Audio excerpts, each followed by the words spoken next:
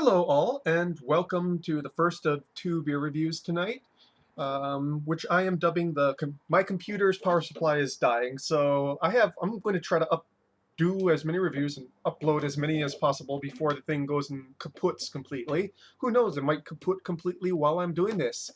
Anyway, so what are the two beers we'll be reviewing tonight? One will be relatively light, and the other fairly heavy, which makes it, pretty much the average. I never do more than two reviews a night. Anyways, these beers were given to me by my father, and they're from the St. Archer Brewing Company. I believe these are distributed out of Costco, where he probably got it. And this is the Mexican Lager, 4.8 ABV. Let's read the back, shall we? Mexican-style lager. St. Archer Brewing Company was founded on a unique strain of... Oh, never mind. That's just and that's the same for all the ones. I thought it was specific for the beer. So this is from San Diego, California. San Diego being a big beer town. And this was... I'm not sure. Yeah. This has to be a fresh buy date because it's 09/28/20. I got these about 2 weeks ago, so they're not they're not overly expired. I believe my dad probably picked them up in May thereabouts. So um, they're a little bit past date, but not completely completely stale, as it were. So Mexican style lager. Let's get to this, shall we? So I already tested one of each of the two beers I'm going to be reviewing tonight.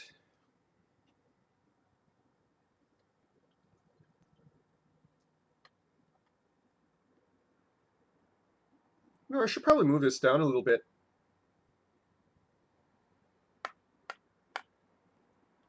So, a pale, clear yellow with a fizzy to frothy head that is quickly receding. Very well carbonated.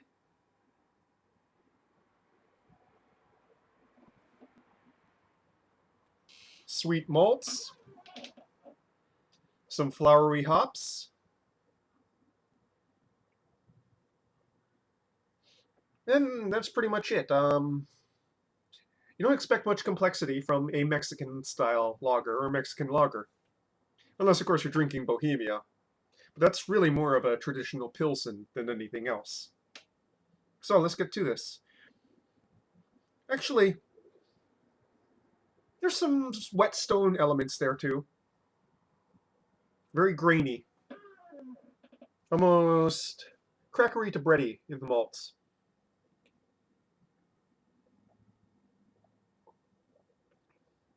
Nice carbonation bite.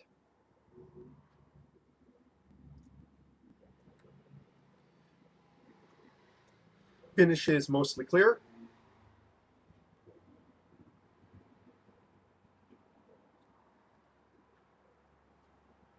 Brief flash of hops bitterness in mid to finish. Finish is extremely clear. Just a ghost of hops.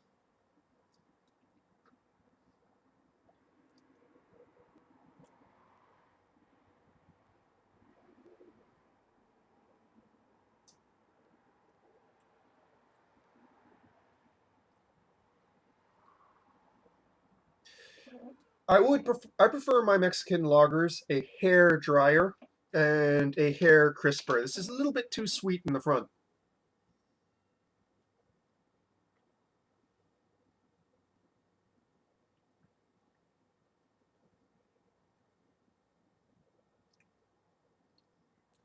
To me, a good Mexican lager is almost bone dry. Very little residual sugars.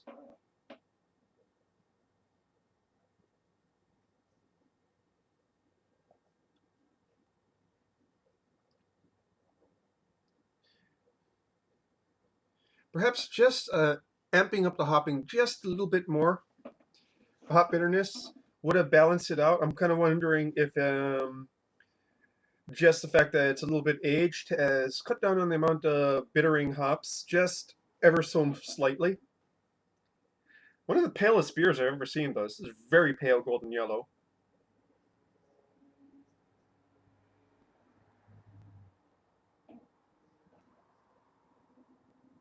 and it is refreshing. But to tell the truth, if I was feeling really in the mood for a Mexican style lager, I'd just go out and pick up my particular Mexican style lager. If I'm looking for uh, that light pale lager style, I would go for Tecate, which is basically third on my list of Mexican beers. And I haven't had any real craft Mexican beers, so I can't really say towards that. But it kind of goes like this for me: Bohemia, Negro Modelo, and Tecate. And Tecate is probably a lot cheaper than this, which kind of brings me to my issue with a lot of these craft Mexican style lagers is why? Why would you do that? Um, Basically, you're trying to go and copy a macro style, a a very large macro style that most of the big the big macro Mexican macro brewers like Grupo Modelo and I forget who owns Corona have pretty much down to a fine science.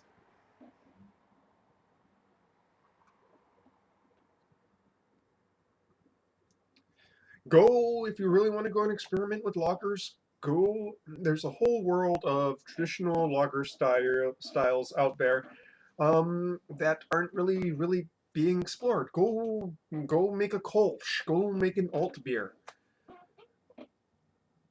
If you want to make a beer with there already is enough really refreshing, really light, not very challenging flavor wise beers out there.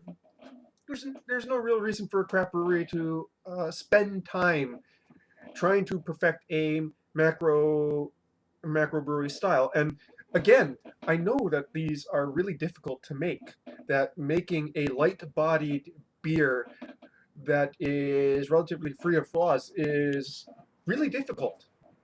That said, why? If you can answer that question, go and put it down in the comments for me.